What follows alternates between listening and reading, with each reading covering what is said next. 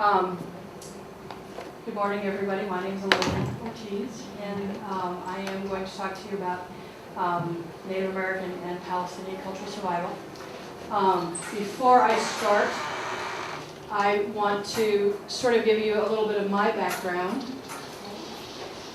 because I think it's important that you know where I'm coming from and how my own journey really informed my perspective. So my father was Native American from Okeo-Wingate. My mother's from Boston. So I grew up in a bicultural household. And my father being an anthropologist, I was exposed very early on to a lot of different Native American cultures. We spent a lot of time on the Navajo reservation when I was younger, and the Lakota reservations in South Dakota.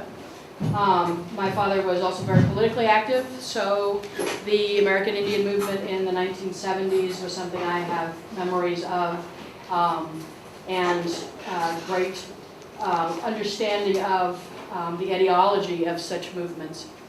When I was just out of high school, I was traveling in Europe, and I met a man, and being young, I fell in love and decided not to come home. At the age of 17 and 18, I didn't know the difference between the West Bank and the left bank, but I learned early on, and my first visit to Palestine was 1982. I think everywhere I went during that time period, some sort of violent upheaval followed me. We were in the West Bank when Lebanon was attacked, and ultimately what made me leave was the First Intifada. So I think everywhere I've gone, there have been violent upheavals, and I've come to see that as sort of something that's informed and bracketed my understanding of the area. When I was in Palestine the first time in the West Bank, I had an experience that I didn't really define for a long time, but we were just outside of what is present-day Ariel, and I watched bulldozers bulldoze an olive orchard. And it took me back to standing in Canyon de Chelly and listening to the Navajo women talking about Kit Carson and the expulsion of the Navajos from Canyon de Chelly. And many years later, I realized that what I had was a cultural memory. And what I was feeling when I saw these bulldozers was a kinship to these people based on experience that I myself had not had, but that ancestors and people who came before me in my own country had had. And when I came back to this country and started sort of processing what I had been through, I realized how many similarities there were between the experience the Palestinians are going through today and the experience that my ancestors went through hundreds and hundreds of years ago, and that the effects that these experiences have will affect everyone in Palestine and Israel the same way that they've affected Native Americans of the indigenous variety and Native Americans, as most of you probably are, people who were born here in this country, and carry with you the collective memory of what was done here to the Native Americans. So as I processed this and thought about it, it has just germinated since then, and many, many, many more experiences that I've had have added to it. So when I was asked to do this talk, and I needed to get a title together, and someone said, "You must do it quickly," I said, "Okay, Paradise Lost." Because we all know the experience of the Garden of Eden and getting thrown out of the Garden of Eden. And I feel that in many ways, Native Americans were forced out of their traditional homelands the same way the Palestinians have been forced out of their traditional homelands. And there are a great many similarities between the two. So you'll forgive me, I've been fighting a little cold, so I'm going to have to drink fairly frequently. So the transgenerational legacies of trauma of life under occupation. And make no mistake, as Native Americans, we are occupied. And And we have been occupied for over 400 years. And our occupation has gone further and lasted longer than any other. But we are occupied, and the troubles and traumas and social difficulties that Native American communities have are what's in store for Palestinian communities in the future. There's no way around it. The type of trauma that is being inflicted upon Palestinians today will have long-ranging, long-term effects. So, change the slide. These are just a couple of slides, and this was more tongue-in-cheek than anything else, because I'm sure you all have seen Palestinian maps that shrink and shrink and shrink, and Native American maps that shrink and shrink and shrink. This is location of major Indian groups in the 1600s. So this is just after the coming of the Spanish in the Southwest, and the Pilgrims, Puritans in the East. So this was all Native America. This was all our land. We didn't have boundaries. We didn't have deeds. I don't think that God was a realtor, so he didn't sign papers for us all. But make no mistake, this was Native America. Little by little, territorial losses from the 1850s, 1890, westward expansion. What happened to Native American people? Here, I'll stand up here and just go through these.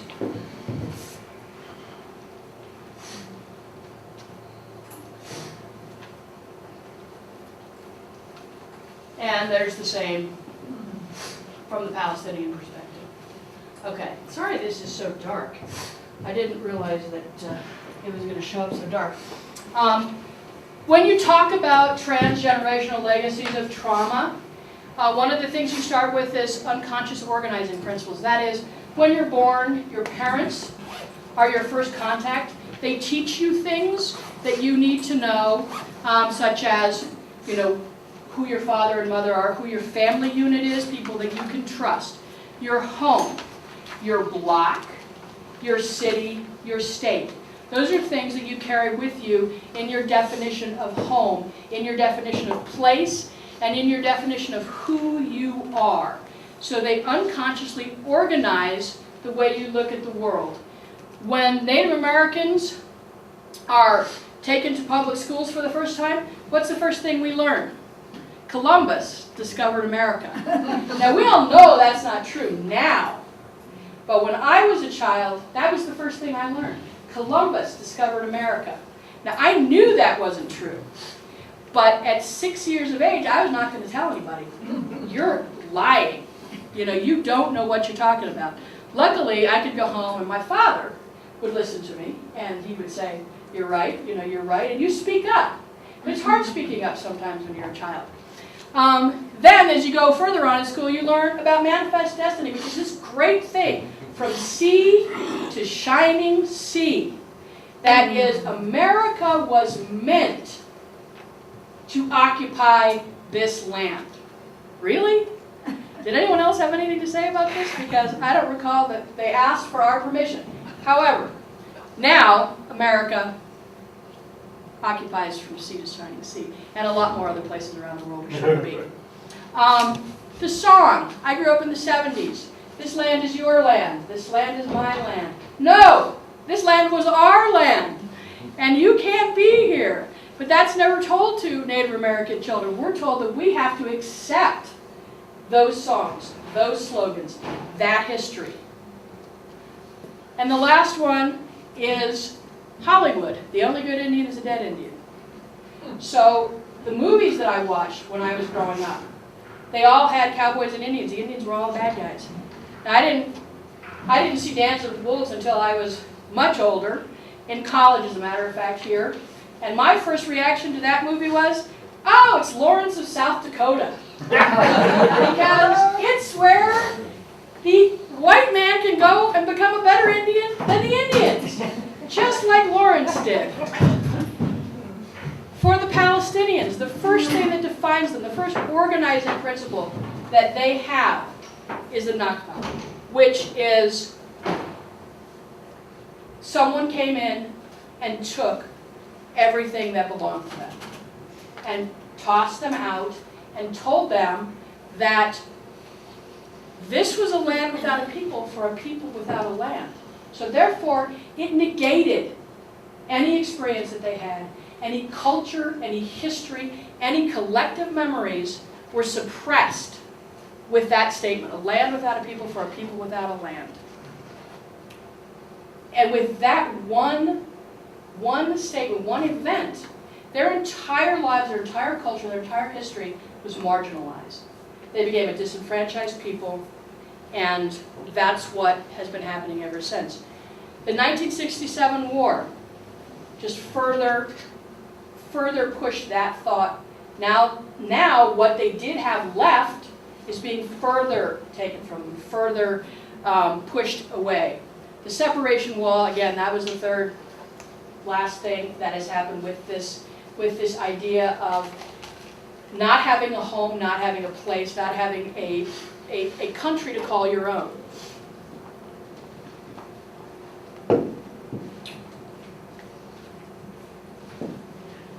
The other,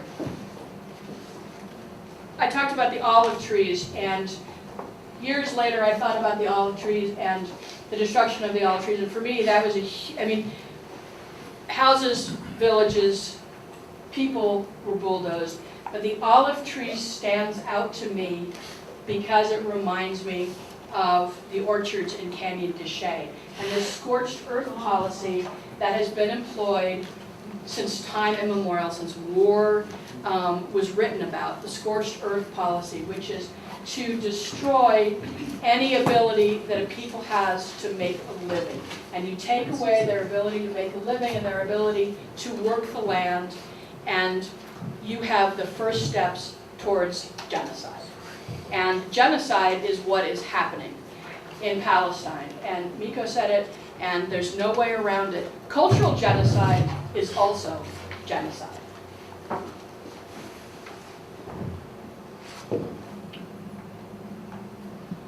Okay, so during the Native American wars, of course, I'm talking about Kit Carson and how Kit Carson and his cavalry swept through Navajo land and took them on what was called the Long Walk between Canyon de Chelly and many of the other Navajo strongholds into what is now, actually now it's a state monument, I believe it's a state monument, maybe it's a national monument, at Bosque Redondo.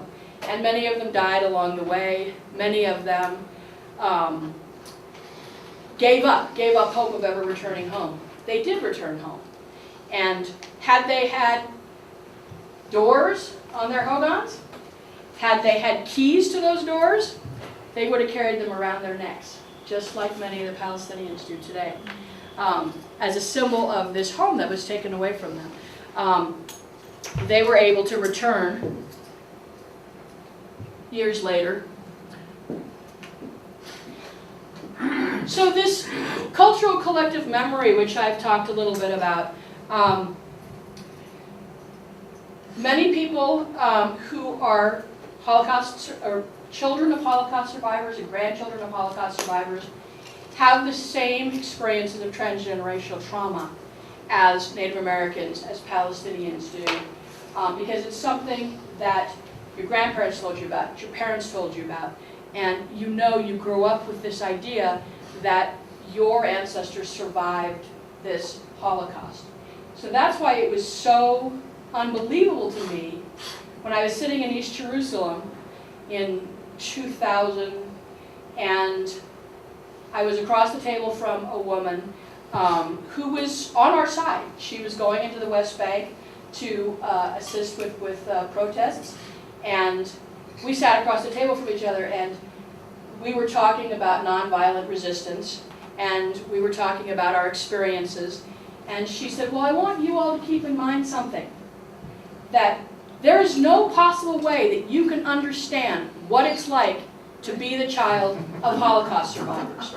You don't know what it's like to hear these stories and to carry around with you this fear that it's going to happen again.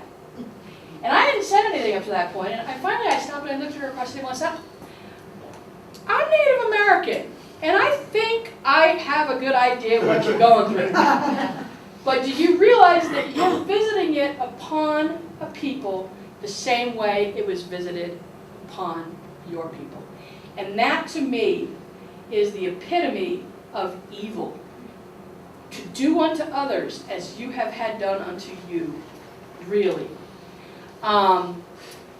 Native American experience. The first, of course, was contact. When was contact? Depends on where you live. Here in the Southwest, 1539. Out there in the East Coast, somewhere in the late 1500s, I'm not sure about the East Coast, 1607, thank you. Systematic genocide. That is, these people didn't have a soul. Therefore, we don't need them on this land. Time for them to go. Genocide was mostly due to illnesses in this part of the country. Warfare was intended and would have been carried through, but illness did a lot of the job for them. They didn't have to worry too much about that. The population of the Americas in 1492 was 100 million people. 10 years later, it was 10 million people. So that was definite genocide. Ethnocide, the killing of a culture, killing of many cultures, because here in the United States, there were over 500 nations. When you destroy a culture, you destroy a people. In Oklahoma, the turn of the last century, there was a little talked about, but actual government attempt to intermarry the Indian blood out of Native Americans in Oklahoma. If you get rid of the blood quantum, you no longer have a people. You no longer have a reservation. You no longer have any reason for the United States to worry about Native Americans. No health care, no education, nothing, because they're not Indian anymore. There's no more blood left. The Cherokees, as a result of that, changed their blood quantum requirements to 1/132nd. That's how much you have to be a Cherokee. So therefore, if your ancestor was on the tribal roll in the 1800s when tribal rolls were created, you are Cherokee. You can be Cherokee. Now here in the Southwest, due to the remoteness of most of the reservations and the communities, that hasn't been an issue because they tend to stay pretty close within their own people. So here in the Southwest, it's 1/4. I don't believe in the blood quantum. I believe in culture and cultural survival. Cultural survival is much more important than blood quantum. People don't realize that blood quantum was imposed upon us. We didn't choose it. So that's ethnocide. Post-colonialism. Are we in a state of post-colonialism right now? I'm not sure. I was questioning that when I put it in there. Palestinian experience. Excuse me. Yes. What is post-colonialism? Post-colonialism is when the occupying power that has colonized your community, your state, your land, has moved out. You're post-colonial. I don't think any of us are post-colonial. I think we're all still in the colonial phase. Palestinian experience. Again, we go back to the Nakba. First and foremost in cultural memory is that. Wasn't that long ago. I mean, I can't honestly remember when the Spanish arrived in this country and came to the Pueblos, but I know it happened. And as my father would say, there was a day when Francisco Vasquez de Coronado came up to Zuni Pueblo and crossed a line in the sand and disrupted the summer ceremonials. And I wasn't there, but I can remember it because I know it happened. Excuse me, my voice is going. Systematic genocide is the killing of a people. The systemic killing of a people, which is what's happening in Palestine today. Systemic oppression. That the oppression in Palestine, the oppression against Israeli Arabs, it's there. It's everywhere. There's no denying that. Ethnocide, the killing of a culture. Anytime you move a people from their land, and indigenous people from their land, you're committing cultural ethnocide. Because the Palestinians were as tied to their land as the Native Americans are to theirs. Every inch of it meant something. Every inch of it was a memory for them. That's why they carry the keys. it's not about that physical dwelling that was the house. It was about the idea of home and the sense of place. Now, as contemporary Americans, we move around a lot. You know, our ancestors came from Ireland, or they came from Sweden, or they came from Germany. And we've settled in this area, and we may move somewhere else for a job. We may do something, you know, go to college somewhere else. Our sense of home is not as strong as people who have existed upon the land for millennia. And that is what affects the Palestinians more than anything else, I think, is that they have been removed from this place that they call home. And wisdom sits in places. It's in places.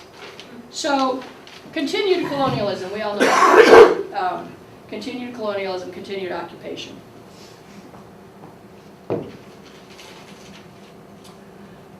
So this is a little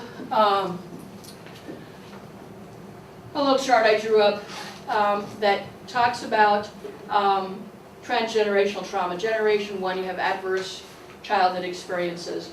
The Nakba, children who grew up during the Nakba. Abuse, neglect, poor parenting because their parents are gone or they don't have a way to make a living. And it goes down.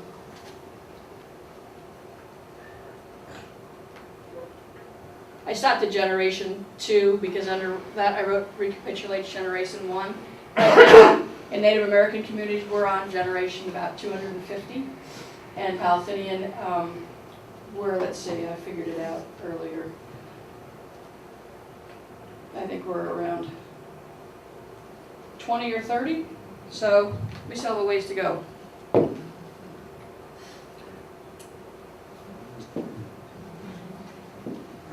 So the intergenerational transmission of psychological consequences of unresolved grief.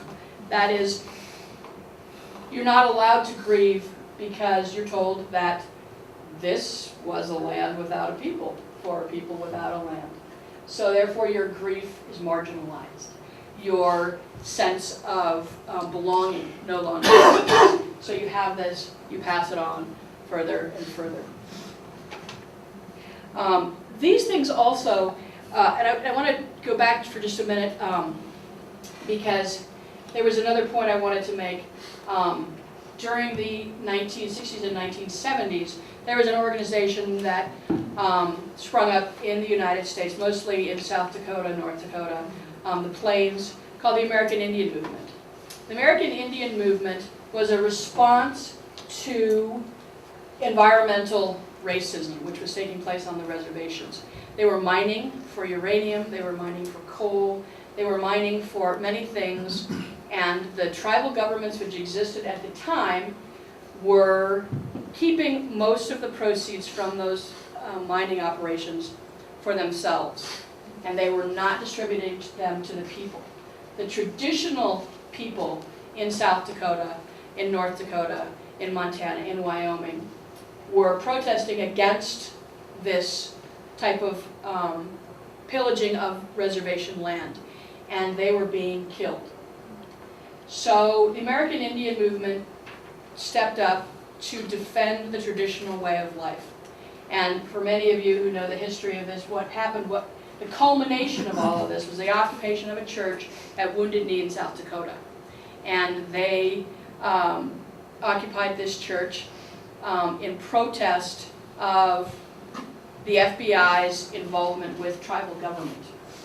And when I was growing up, I had a lot of experience with AIM because anytime anything got too hot in South Dakota, they would come out to Santa Fe and they would camp on our porch. So I knew a lot of those people, and I heard all their stories as a kid. And as I moved around Palestine, both not so much the first time I was there, but in 2000 and 2006, and I heard people talk about Hamas, and I began to make a comparison between the two. Now, Hamas also started as a social service organization, and I started realizing that this was sort of the Palestinian American Indian movement, and that made me think of the idea of allowing the narrative to belong to the Palestinian people rather than the outside people who go into the place. And I know there's a lot of great organizations. The International Solidarity Movement has done a lot of work in Palestine, but I'm sure everybody here knows who Rachel Corrie was. How many of you know the names of the last 50 Palestinian people who were killed? The narrative doesn't belong to us. It doesn't belong to me. It doesn't belong to you. It belongs to the Palestinians, and it belongs to the Israelis who are speaking out. It really doesn't belong. It doesn't belong to us. We have to contextualize this whole idea of whose story this is. And that's why I wanted to share with you that this was really my story. This was my story, the journey that I went through and what I saw. But the real story comes from Palestinian people. And we need to really be focused on that.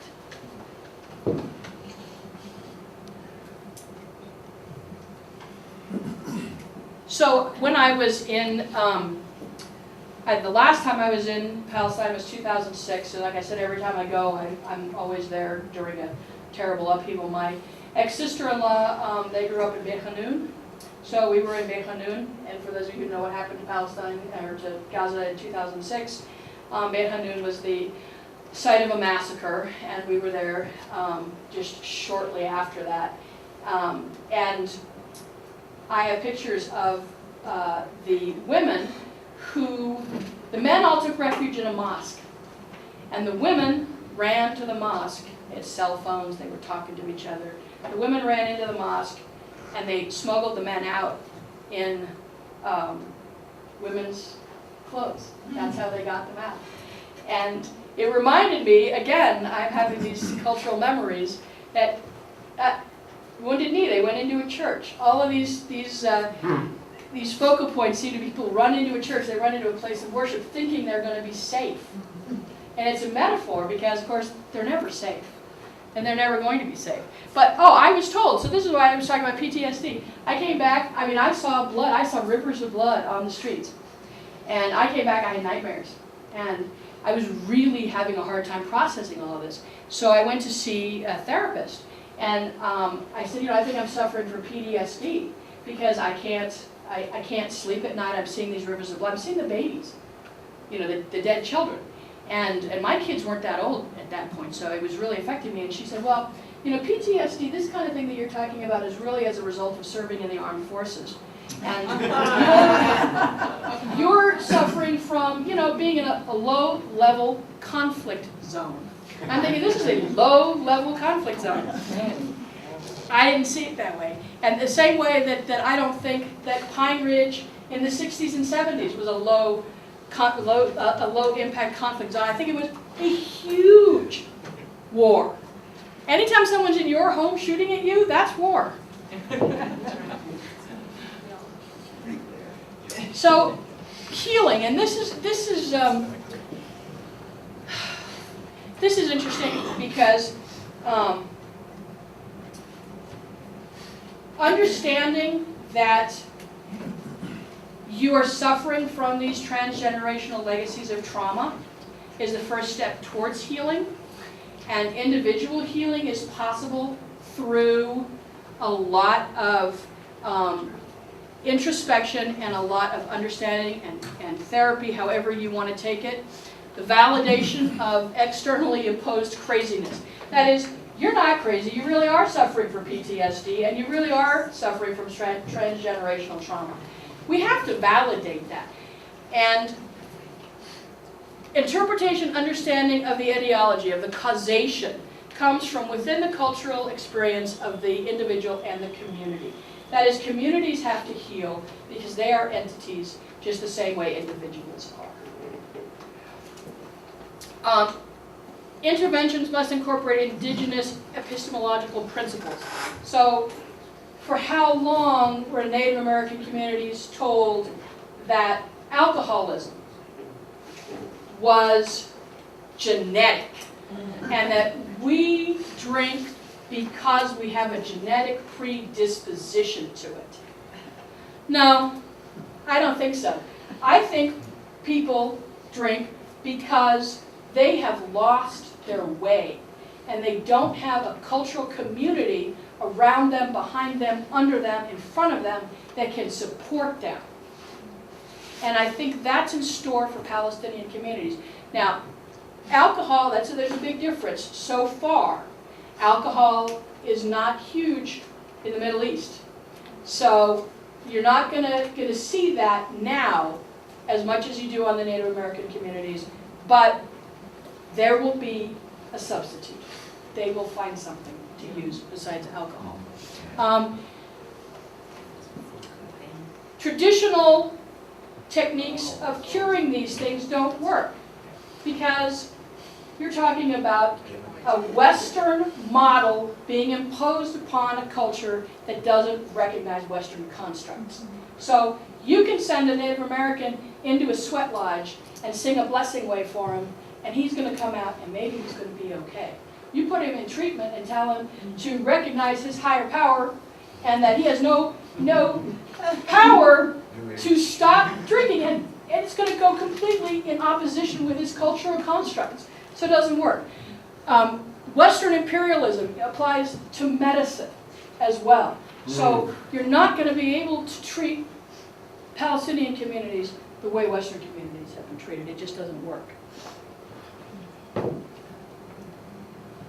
Okay, so this is the definition of transgenerational trauma. You all can read that if you want.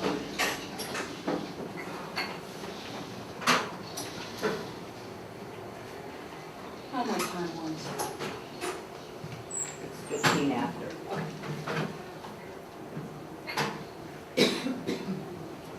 We're talking about the normalization of this.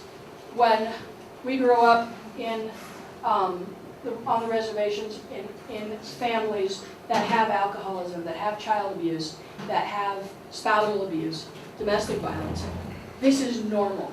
I always thought this was normal when I was growing up because this is how, maybe not my family, but certainly my extended family, this was normal.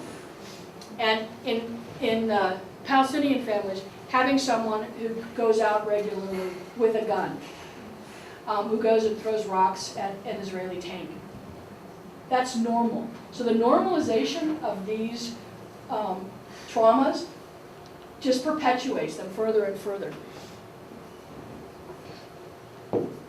Is that Duran in Australia? Yes. Yeah, these principles and these definitions have been used in Aboriginal communities as well as apartheid communities in South Africa, so in Australia and South Africa, which is where most of the studies have been done. For some reason, they're not doing them so much in Native American communities, but definitely Australia and South Africa, they've done a lot of studies of transgenerational trauma. So the clash of worldviews. This is what I like to call ethnostress, which ethnostress is that no matter where you are and what time period you're in between 1948 and now, you're going to wake up and you're still going to be Palestinian. You're still going to be Arab. Every time you go to the airport, you're still Arab, you're still Palestinian. That kind of stress is imposed on you by the outside world and you never get away from it. You listen to Nico talk about, he can go through Ben Gurion Airport, nobody stops him, but an Israeli Arab will go and they're treated horribly. And no matter where you turn in this world, particularly now, but I think it's been for many, many years, as an Arab, as a Palestinian, you're always going to be treated differently, poorly, worse. Ethnostress. You can't get away from it. It's like waking up in the morning and looking in the mirror, oh, I'm still the same person. It never changes. The same thing with Native Americans.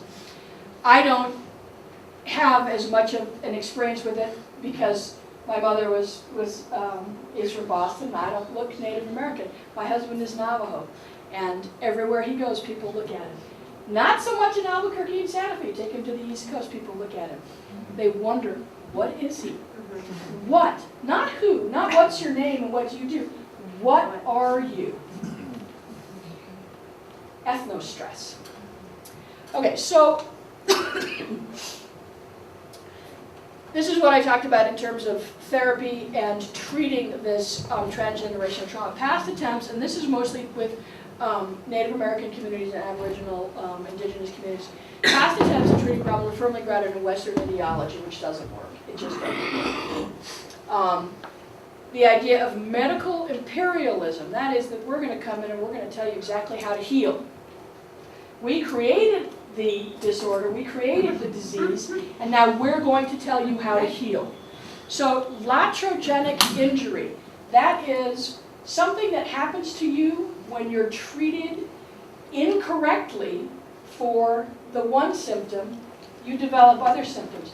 And part of that is by being told that you don't have post-traumatic stress disorder, you don't have transgenerational trauma. Again, you're marginalized, and you begin this, well, if I don't have this, then what do I have? Iatrogenic injury. Something happens to you as a result of the treatment for the first thing.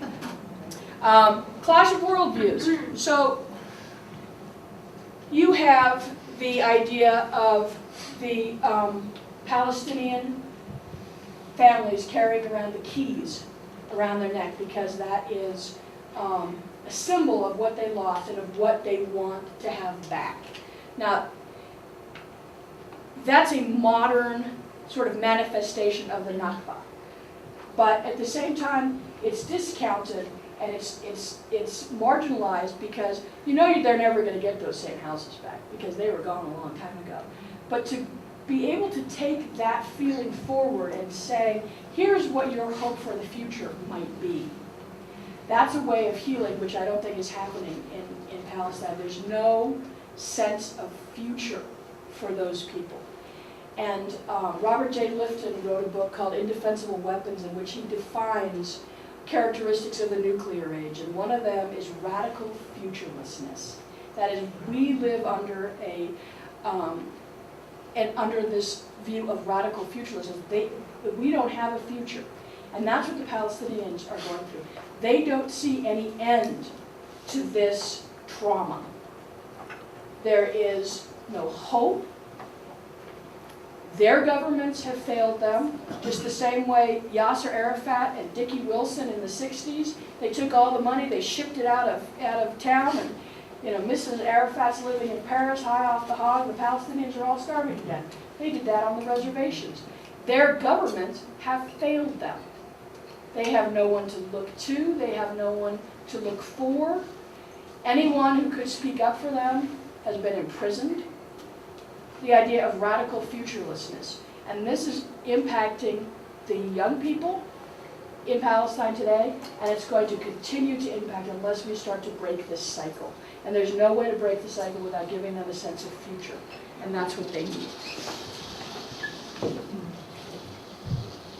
And that was the end of the slideshow for me. Bravo.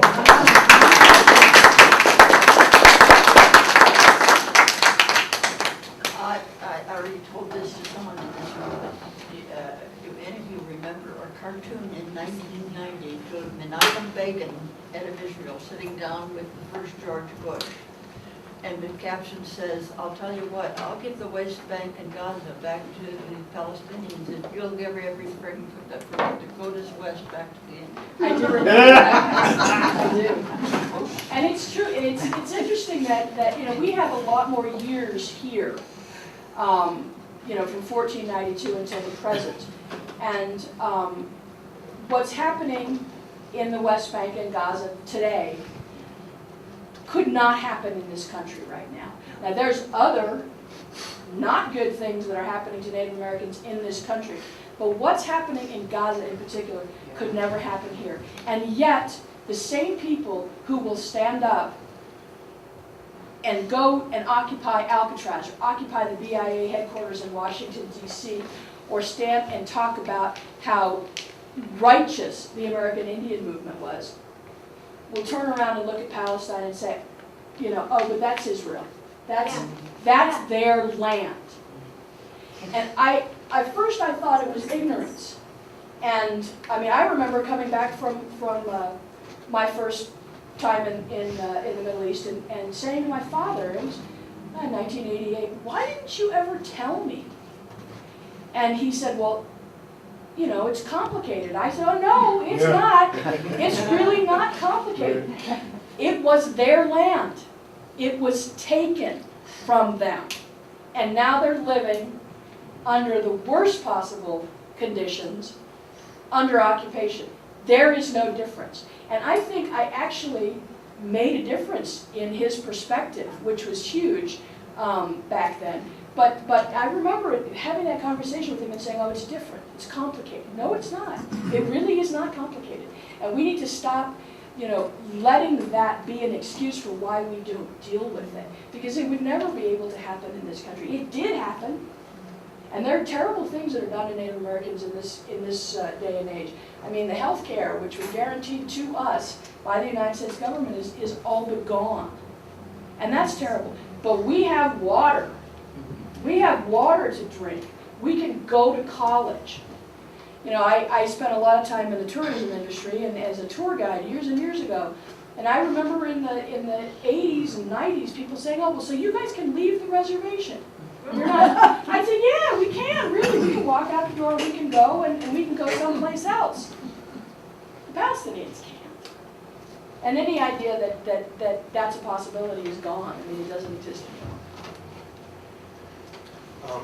Just more of a comment, and actually, I'm really thankful that you came here and said this, because, you know, a lot of times, I've heard this in the dialogue with people, you know, they have good intentions, but they put an equal sign between, you know, the oppressed and the oppressor. You know, including, you know, Israel in this dialogue, saying, oh, well, you know, freedom for the Palestinians equals security for Israelis, and really, if you compare it to the Native American struggle, you know, that's like saying, oh, we need to make sure that the colonists are safe. Yeah. You know, why? I mean, you know, people have these good intentions. They feel like they'll reach out to a broader audience if they say things like that. But I think that's the wrong idea to have, and it should be focused on the oppressed. What is their voice? Because they're the ones that aren't being heard. And I agree, and I think that's really important. I think that too often we do concentrate on the people over there who are helping. And there, like I said, there are some great organizations that are over there that are helping the Palestinians. But what we need to do is we need to support them. And we need to support them to have their voices heard and to, you know, be the earth. There's a word in Tewa, the ma'a, which is the earth that supports the young corn plant. And so we need to be the earth that supports the young corn plant so that they can grow to hopefully have their own land, their own country to call their own. And then they're going to make mistakes the same way everyone does. But we need to be their support and their assistance, not their voices, because we can't possibly know what they went through, what they're going through. I was just going to reflect on something you said a while ago about the fact that nowadays we feel like Native Americans, you know, have it good, it's better than it used to be. But let me relay a small snippet of what I experienced. As a city councilor, I had a chance to talk to a lot of folks. In the Southeast Heights is one of the largest population of Native Americans. They belong to no one, but they also have no one to rely on. Healthcare, very specifically. When they go to UNMH, which is the hospital for indigent folks or folks who don't have insurance, they're told, sorry, we can't help you, you're Native American, you have to go to Indian hospital. When they go to the Indian hospital, knock on the door and say, we'd like to have some health care, the Indian hospital says, sorry, you're not a registered Native American, if you will, so we can't help you. And they're caught in that place. Not only are they dispossessed and don't have a place to call home, but they also don't have any what we all call safety net.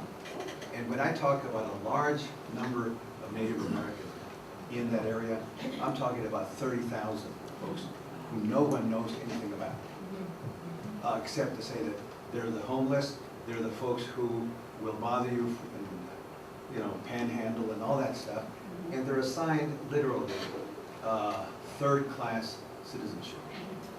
And it's true, and that's why the whole idea of being a card-carrying Indian, which has always kind of amused me. You know, to get any benefits, you have to be registered, and that's, you know, that's ridiculous. And I don't see that happening in Palestine's future, but you don't know, something like that could happen. I mean, you know, the definition right now between an Israeli and a Palestinian, an Israeli Arab and a Palestinian, you know, they have they're card carrying. You can bet they're card carrying. Otherwise, they're not going to get anywhere that they need to. Well, I'm here, I guess I've had this ongoing dialogue with my father, who's evangelical Lutheran. He hasn't always been.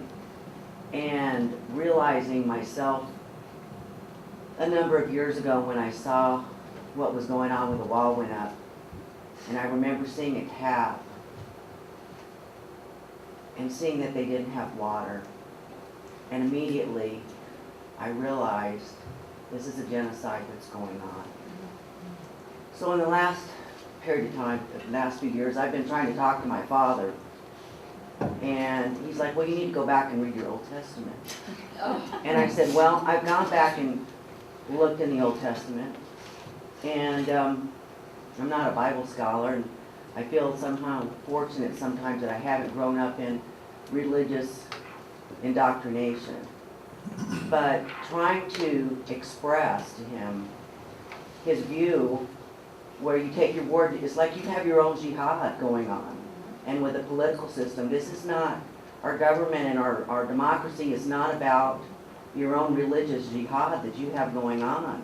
That you're against Iran and you're telling me all these things that are going on, but I said, we're the ones that have given them all these things, we trade them, and 20 years later we take them out.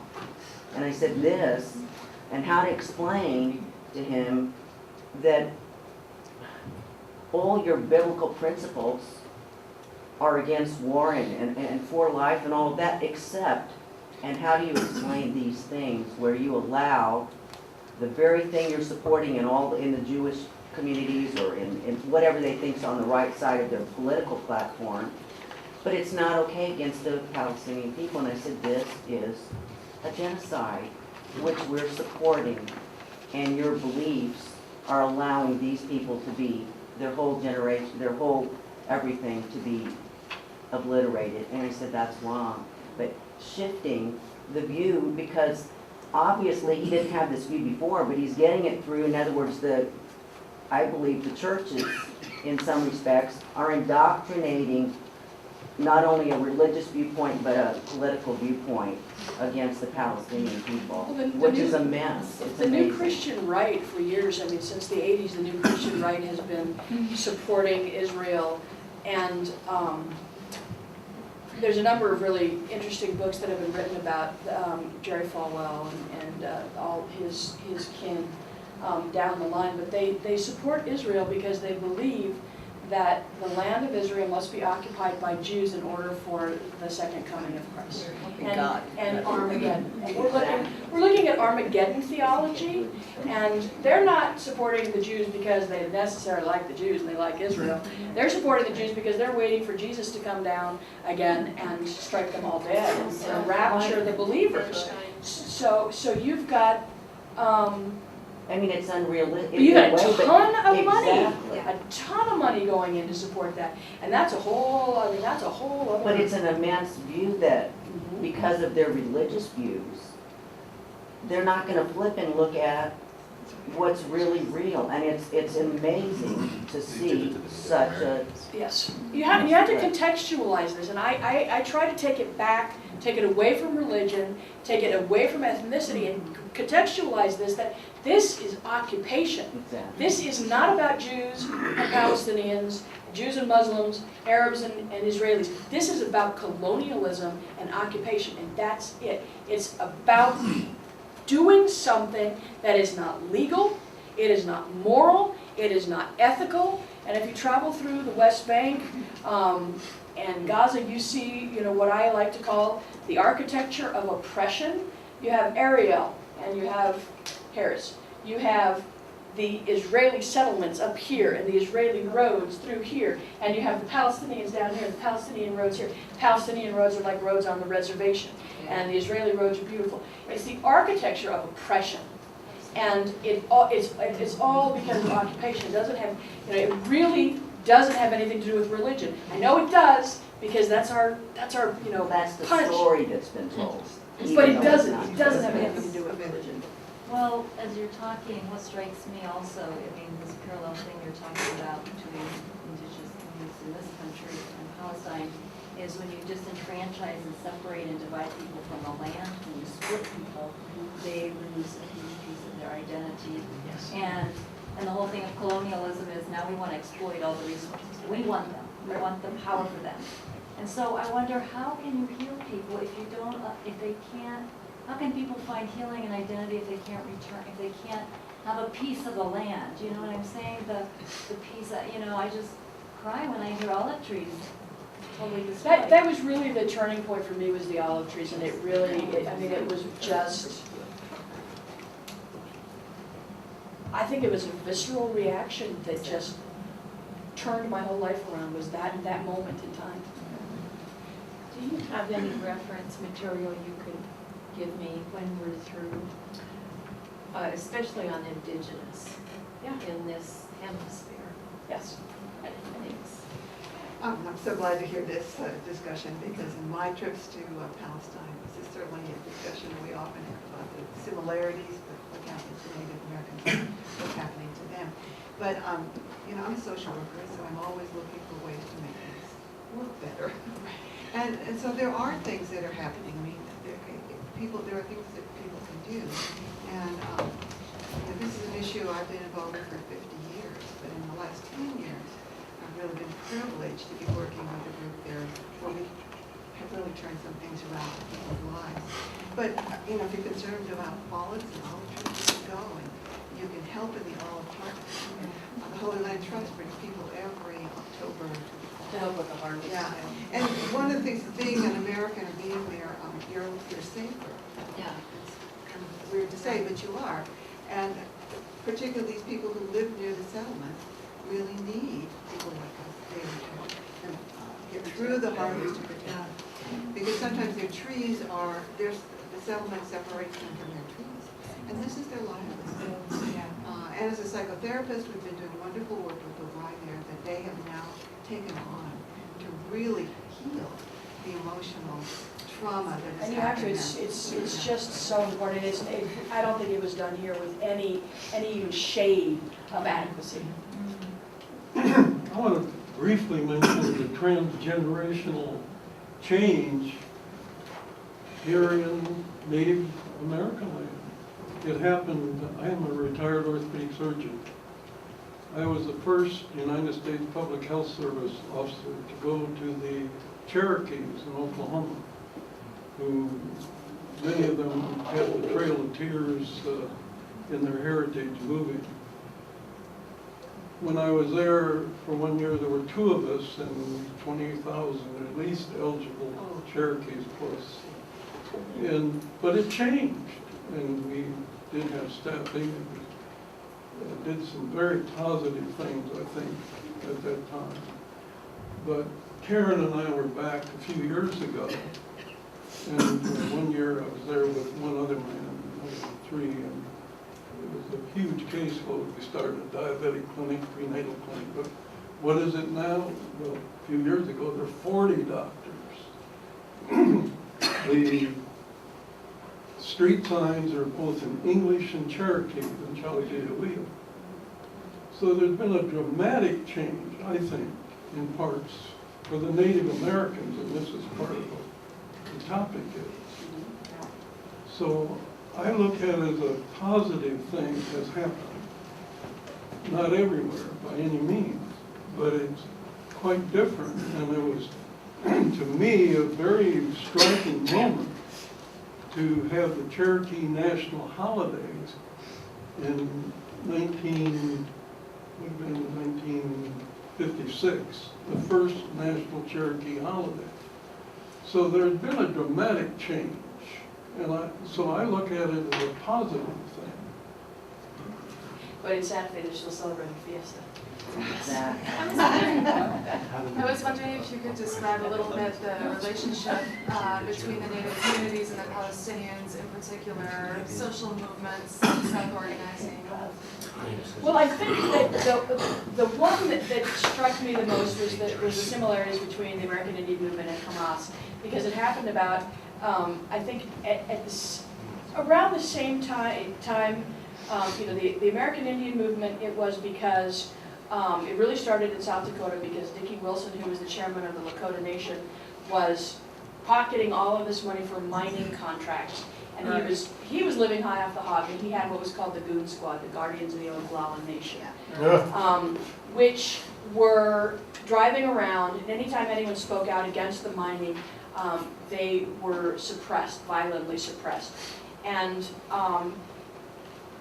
that was, late 60s, early 70s, which really culminated with the occupation of Wounded Knee by the American Indian movement. The American Indian movement has kind of gone down in power these days. And when I saw the rise of Hamas, which my ex-husband was actually a part of, I saw the similarities. They were going in to areas in the West Bank and Gaza to help the families, social services, social care, the families, children, medical care, the elderly. They were addressing those needs because Yasser Arafat and Fatah was not, because he was sending all that money to Paris and all of that. So I saw that similarity. Now, Hamas got elected, free and clear elections, and they were completely oppressed. They can't do anything. The American Indian movement really never had that opportunity. But their voice and their actions in the 60s and 70s turned the tables for the Plains, many of the Plains communities, that they realized they had a voice and they could speak out against what was being done to their reservation, the poisoning of their water, and it brought a lot of worldwide and nationwide, but worldwide attention to those areas and to the kind of racial, environmental policies that were taking place on the reservation. Now, it didn't extend nationwide, but Hamas got stuck because they were doing this good stuff, they were doing these good works, and then they got elected free and clear, and then Gaza, 2009. And they are now seen as a terrorist organization. Well, so was the American Indian movement. I mean, the FBI infiltrated the American Indian movement in the 60s and 70s and killed a lot of people. A lot of people. So in terms of self-determination and sort of social movements, I think that the Palestinians are way much more sophisticated, do a lot to technology than the Native Americans ever were, even in the 60s and 70s. But I see the same thing happening, and you don't read about it in this country, but the demonstrations on Fridays, I mean, they're nationwide in Palestine. And that's going to help, that's going to make a difference. And I think that they need to keep doing that. They need to keep showing this nonviolent resistance. Elena, Can I just follow up? can I add something to the social movements? I was involved with the American Indian movement, and in the Treaty Council after '73, after Wounded Knee, we formed the International Indian Treaty Council and went to the United Nations. And at that time, Al Fatah was dominant in PLO, and they had a seat, a non-voting seat in the UN at the time, Liberation Movement. And they, along with the ANC and SWAPO and others, nurtured us and helped us and trained us in the UN work. And some of you may know, you may not know, that 5 years ago we got the first international law on the rights of indigenous peoples, the declaration in the UN. So the Palestinians and the Palestinians and Native Americans were really natural allies from the beginning in the UN work. And Arafat used to be a very radical and progressive person, and was a good friend of all of the Native American leaders. So this goes way back to the early 70s. And it's complicated now, but I think you have to understand that it wasn't just AIM, but because the next step of AIM was the international. And most people in the United States don't take the United Nations very seriously, and it's too bad, because it's deteriorating under privatization and under, U.S. not paying its dues, and there's very little effort. And if it weren't for the UN, the Palestinians they wouldn't have had any handle whatsoever in order to stay alive as a people. So we really need to support, the UN efforts. Yes, that's true. Yes, hi. I really appreciate hearing you, and I like how you touched on alcoholism. And it made me think of, the fetal alcohol syndrome rates continue to rise in Native Americans. And unlike what went on, and they're taught, well, it's just generational. Our people drink. That's what happens. But I appreciate it because now I'm tying it back to the lost identity and what's happened before. Yeah. So I really appreciated that and just had to share it. Thank you. Just a little addition to that, Rachel Yehuda did a little study that with children of Holocaust survivors, where they were never told the story, but had the symptoms of PTSD. Oh, wow. Yes. It's, and I try not to sound so Santa Fe kooky la, but, because, the people dismiss you as you're not scholarly, but when I saw olive trees being torn down, and I had this really emotional, visceral reaction. I actually sank down into the ground and started crying. And I didn't think about it until I started putting things, until I started contextualizing things and said, wow, I wasn't in Canyon de Chelly during Kit Carson's reign, but I remember it. And so you do, you collective unconscious and these collective memories, and also the idea that, I grew up hearing these stories, so they were in there.